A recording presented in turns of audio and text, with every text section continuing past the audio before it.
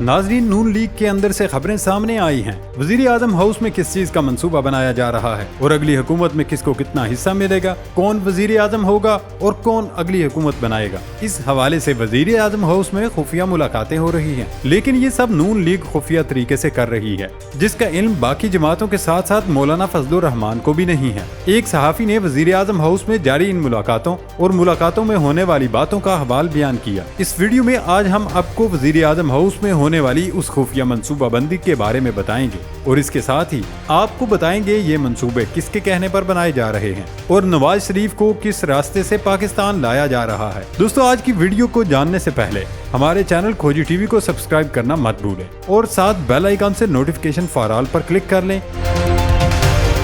नाजरीन, हाल ही में एक वेबसाइट को इंटरव्यू देते हुए नून लीग के senior leader senator doctor Asif Saeed Kirmani ने बताया है कि जिसने भी वजीर खजाना इसहाक डार का नाम बतौर निगरान वजीर आजम लिया है, उसने मुस्लिम लीग नवाज के खिलाफ साजिश और गैर यकीनी सूरत हाल पैदा करने की कोशिश की है, जो मुनासिब नहीं। इसहाक डार पाकिस्तानी मईशत चलाने के लिए बहुत मौजूद शख्स हैं और उन्होंने और वजीर आजम शहबाज शरीफ ने मिलकर दिन रात काम करके अल्लाह ताला की ताईद से मुल्क को दिवालिया होने से बचा लिया है। गो कि अब भी आइडियल सिचुएशन नहीं है, लेकिन अगर आप मईशत को देखें तो आपके पास इसहाक डार का नेमुल बदल नहीं है, लेकिन इसके बावजूद उन्हें निगरान वजीर आजम बनाना उन्हें जाया करने के मुतरादिफ होगा। दोस्तों, एक तरफ नून लीग के अहम तरीन रहनुमा इसहाक डार की बतौर निगरान वजीर आजम तकर्री से बेजार हैं और उसे साजिश करार दे रहे हैं, तो दूसरी तरफ मरकजी रहनुमा राना सनाउल्लाह बताते हैं कि निगरान वजीर आजम के लिए इसहाक डार, रजा रबानी समेत किसी भी सियासतदान का नाम हो सकता है। नवाज शरीफ इलेक्शन से 1.5 माह कबल वापस आ जाएंगे। राना सनाउल्लाह ने तो यहाँ तक बता दिया कि टेक्नोक्रेट कभी न्यूट्रल नहीं होते,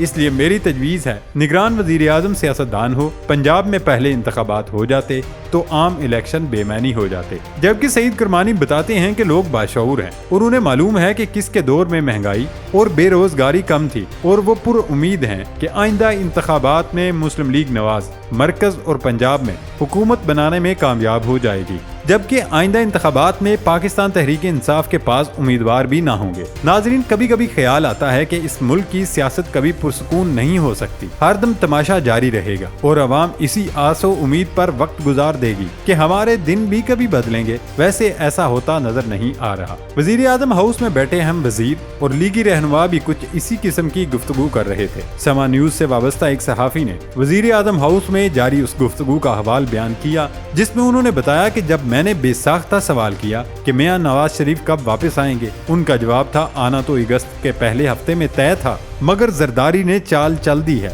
अब इम्कान है कि इंतखाबात की तारीख का ऐलान होने पर फैसला होगा। जरदारी की चाल के हवाले से जब मैंने पूछा तो उन्होंने कहा कि पीपल्स पार्टी के कुछ सरकर्दा रहनुमाओं ने नवाज शरीफ के केसेस के फैसलों में ताखीर की कोशिश की थी ताकि वो वक्त पर पाकिस्तान वापस आकर इलेक्शन के हवाले से अपनी जमात के फैसले न कर सके। दोस्तों, इसका मतलब ये हुआ कि जरदारी का दुबई जाना और नवाज शरीफ से मिलना एक ढोंग था। हकीकत में वो नवाज शरीफ को पाकिस्तान लाना ही नहीं चाहते और खुद सब कुछ हड़प लेना चाहते हैं। खैर, सहाफी के मुताबिक मैंने पूछा कि अगर एतमाद का इस कदर फुकदान है तो फिर सीट एडजस्टमेंट कैसे होगी जिसकी बातें चल रही हैं। इस पर जवाब अहम था। जवाब आया, आपको क्या लगता है हम अपनी सीटें यूं ही उन्हें उठाकर दे देंगे? मुल्तान में सीट एडजस्टमेंट होगी, कायरा वाली सीट पर होगी, क्योंकि शायद वहां जाफर इकबाल सूबाई नशिस्त पर इलेक्शन लड़े। लेकिन अगर कोई ये समझता है कि नदीम अफजल चंद के हल्के में भी सीट एडजस्टमेंट होगी तो ये उसकी गलत फहमी है। हम कौमी की 10 और सूबाई की 20 से 15 नशिस्तों पर ही सीट एडजस्टमेंट करेंगे, बाकी पंजाब भी हमारा, विफाक भी हमारा ही होगा। ये अल्फाज जरा सख्त लहजे में थे और हाथ की हरकत भी बता रही थी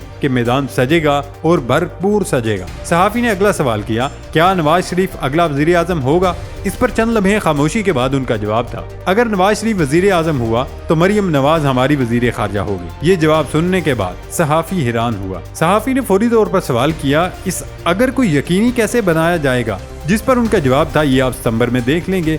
यानी जस्टिस उमर अता बंदियाल की रुखसती का इंतजार हो रहा है, लेकिन फिर भी मरियम नवाज बतौर वजीर खारजा, ये बात हजम नहीं हुई। दोस्तों, गुज़श्ता काफी दिनों से ये खबरें गर्दिश कर रही हैं कि पंजाब में अगर नून लीग अक्सरियत हासिल करती है तो उसकी वजारत आला के उम्मीदवार मलक अहमद खान होंगे। सहाफी ने यह सवाल भी इसलिए किया था कि उसे ये जवाब मिले, लेकिन वजीर आजम हाउस में बैठे वजीर साहब ने जवाब ना दिया और बोले, हम अब पंजाब में कोई बुजदार लेकर आएंगे। और मेरा शक यकीन में बदल गया। دیا کہ اب کچھ ایسا ہی ہوگا۔ دوستو ان جوابات سے یہ بات تو واضح ہو جاتی ہے کہ نون لیگ اور پیپلز پارٹی کے مابین تعلقات ٹھیک نہیں ہیں اور ان کی اب چوہے بلی والی ہو رہی ہے، لیکن کوئی بہتر پوزیشن پر نہیں آ رہا تاکہ معاملہ ان کے ہاتھوں میں آ جائے۔ ناظرین صحافی نے اگلا سوال اسٹیبلشمنٹ سے تعلقات اور معاملات پر کیا، لیکن یہ سوال وزیر اعظم ہاؤس میں بیٹھے وزراء گول کر گئے، مگر پنجابی میں جواب دیا ہونو گلا نہیں رہی۔ وضاحت کچھ اس طرح کی کہ ایک پیج اب ریاست کے ساتھ ہے، کسی جماعت کے ساتھ نہیں، لیکن اب انصاف ہوگا، سب کے ساتھ جن جن کے ساتھ زیادتیاں ہوئی ہیں ان کا ازالہ بھی اہم تھا۔ صحافی نے سوال کیا کہ وہ کیسے، تو انہوں نے کہا جن کو جس طرح نکالا گیا اسی طرح عزت کے ساتھ واپس لایا جائے گا۔ میں نے پوچھا نواز شریف، جواب ملا یس، پھر پوچھا جہانگیر ترین، جواب دوبارہ ملا یس۔ عمران خان کے بارے میں سوال کیا تو بولے کہ میں سیاسی جماعتوں اور شخصیات پر پابندی کے حق میں نہیں، مگر وہ شخص اب ملکی سیاست میں اہم نہیں رہا۔ صحافی نے حیرت سے پوچھا کہ آپ تو کہہ رہے ہیں کہ اب پیپلز پارٹی اور نون لیگ ہی حکومت بنائیں گے، اگر حکومت انہوں نے بنانی ہے تو اپوزیشن میں کون ہوگا؟ اس پر جناب نے فرمایا کہ پی پی اور چند چھوٹی جماعتیں۔ صحافی نے آخری سوال پوچھا کیا آپ پیپلز پارٹی پر اعتماد کریں گے؟ جواباً بولے ہم میں سے کوئی کسی پر اعتماد نہیں کرتا، مگر وزیر اعظم نون لیگ کا ہوگا، یہ بھی لکھ کر لے جائیں۔ ناظرین اب شاید آپ جان گئے ہوں گے کہ اس ملک کے مستقبل کے فیصلے کس طرح کیے جاتے ہیں اور کون یہ سارے فیصلے کرتا ہے۔